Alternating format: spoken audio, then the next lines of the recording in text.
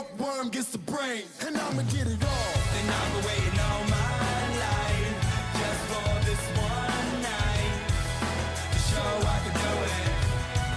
So let's get to it. I got the heart of a champion. I got the heart of a champion. I got the heart of a champion.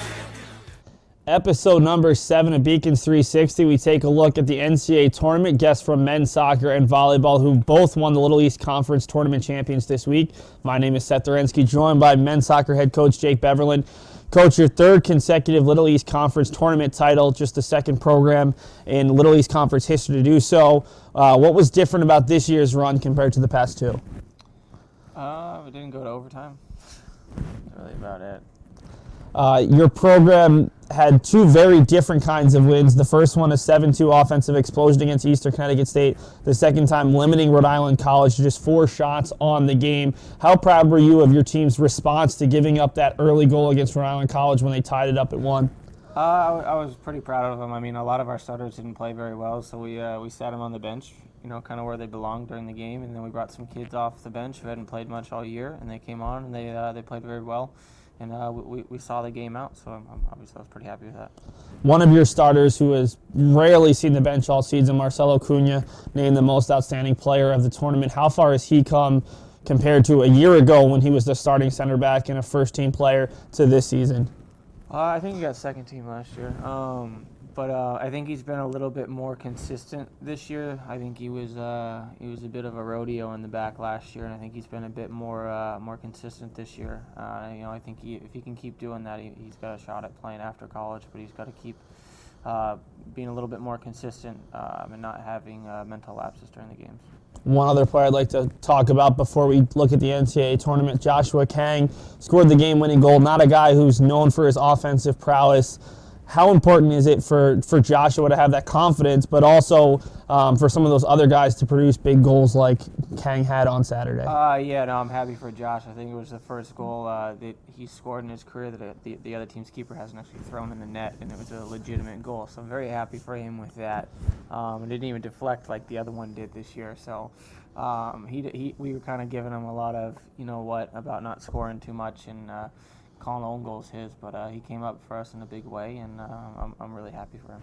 We'll take a look right now at your pod. You're heading down to Haverford, Pennsylvania. Haverford College and Merchant Marine in the other game. Kane University out of the NJAC Conference. A team with 5 losses didn't make the NJAC tournament, but another offensive power. We could be seeing a lot of goals on Saturday. What do you know thus far about Kane, and what do you feel about this matchup? A little bit strange to see a top team from a region getting sent out, but looking for that first NCAA tournament win and potentially that first trip to the second weekend. I'm not too sure. The NCAA tends to do some whirly things, and they showed that again. So, just kind of doing what they do. I don't know too much about Keene, but they're in the NCAA tournament, so I'm sure they're a pretty good team, and they'll be ready for us. I mean, hopefully there's not a lot of goals unless it's us doing them. So we'll get ready to go throughout the week, and we'll be ready to go on Saturday. Third straight trip. What have you learned from the past 2 that you're going to try to implement this week? Another long road trip, just like last year's trip to St. Lawrence. I've learned that if you don't score goals, you're not going to win, and we haven't scored a goal yet in the NCAA tournament, so I'm looking for us to hopefully break that streak. I think we've scored 120 goals in 2 years, and we haven't scored a goal in the NCAA tournament, so I think if we score a goal, that is the most important thing we can do. Well, the Beacons will take on Kane on Saturday. No time announced thus far. The winner of that contest will play on Sunday against the winner of Haverford and Merchant Marine. We'll take a break and be back with an interview with volleyball senior captain Elizabeth Glavan right here on Beacons 360. The 5-campus UMass system is the university that educates the workforce of Massachusetts. We recognize that we are truly here for a reason, and that recognition inspires us and drives us every single day. Cheer for the stumbles. The he shoulda had that's. And the tears that linger. For in those moments, greatness lies. There, you will find the provoked, the determined, the unified. It's in those moments that champions are born. Here we are joined today with senior women's volleyball captain Elizabeth Glavan. It's great to have you here today. Great weekend by you guys. Emotionally, what's going through your head right now? You have won 3 LEC championships out of your 4 years here at UMass Boston.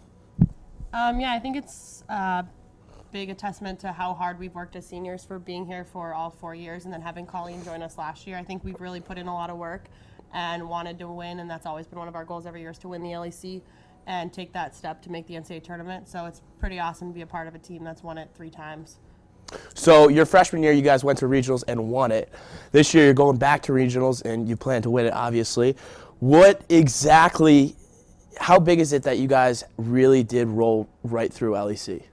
I think it's a good step, and I think we played pretty well. I think Eastern was a little bit shaky to start, but I think when we played Plymouth State on Saturday, I think we really came in there focused and really determined to win, and we kind of came into the match knowing that we could win if we played well. So I think that momentum that we took and the confidence we took from that game and winning LECs will help us be successful in NCAAs this weekend. So you guys have a lot of underclassmen, a couple freshmen that really do see a lot of time, like Melanie Fida and Sarah Doyle. How do you kind of prepare them as a captain for this big tournament coming up? I think us as seniors this year, especially having me, Julie, and Pepper played in the NCAAs and went to nationals and stuff like that, we're trying to instill that it's just another game and not look at it as, oh my God, it's a big NCAA tournament. Yes, it is a big deal and it's an honor to be there, but if we get too excited and get too nervous that we're playing in a big event, we just kind of have to play it like it's a normal game. And I think we're trying to instill that in all the underclassmen. Yeah, it's a special time and an opportunity for us to do something special, but we can't look beyond one game. We have to focus on the first game we have and then move on with that. So it was just announced today that you guys are playing Johnson & Wales University at Tufts Friday night.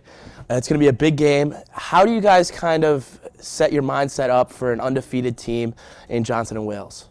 I think we haven't really discussed it as a team yet, but personally I think Johnson & Wales is a good team. They're the last undefeated team left, so I think preparing for them, as we have to kind of look at them like every other team, we need to focus on what we're doing on our side of the court, and if we're playing our game, I'm confident that we can beat any team, we can compete with any team in the nation. So we just have to focus on what we're doing. Yeah, we'll take a look at their side of the net and focus on different matchups and things like that, but it's mostly if we play our game and we come in there ready to win and play with confidence, then we're going to do well.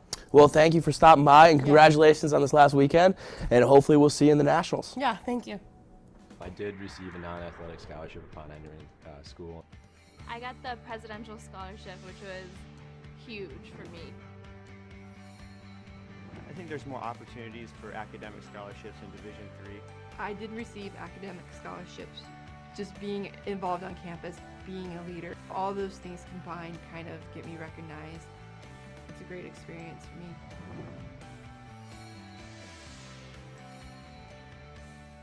Welcome back for our final segment. No play to watch this week. There were too many good options between volleyball, men's soccer, and even the 2 hockey teams. But, Steve, we heard from both teams. What do you expect this weekend? Volleyball is going to be much closer if Beacons fans want to make the short trip up to Medford. They've already beaten 2 of the 4 top teams in that tournament. Should be interesting to see if they can keep that roll coming back from Texas. They looked very good last week in 2 home games. Well, I mean, I think they can compete with anyone, like Elizabeth just said. It's going to be exciting to see how the seniors really do play in this big stage, and it could be their last tournament, so hopefully it's not. You know, I really would like to see them go to nationals. Well, the last time they had 4 seniors, they won it back in 2013. We'll see if there's any parallels there. On the other side, men's soccer, they're not going to be local. It's going to be a long trip for any Beacons faithful going down to play at Haverford. This team hasn't accomplished what they wanted the last 2 years. Jake Beverlin made that very clear. Who's a player that you think needs to have a big weekend if the Beacons are to come away with not just 1 but potentially 2 wins? Well, I mean, like Jake Beverlin just said, you know, goals need to be scored, and you got to look at your 2 guys, O'Kane Williamson and Muhammad Kenaway, that just have been having great years for the Beacons, and hopefully they can step up in clutch. You can check out beaconsathletics.com all week. We'll have video previews. We'll have all the information you need to know about watching the games or even attending the games. And hopefully it'll be another big weekend for the Beacons volleyball and men's soccer teams. They're coming off conference titles. We'd like to thank our crew, as always, Anthony Searles directing, Alex Carasoto on graphics, Rachel Maslak on audio. My name is Seth Orensky, joined by my co-host, Steve Witkowski. Beacons 360, Episode 7, signing off. Stay classy, Beaconville.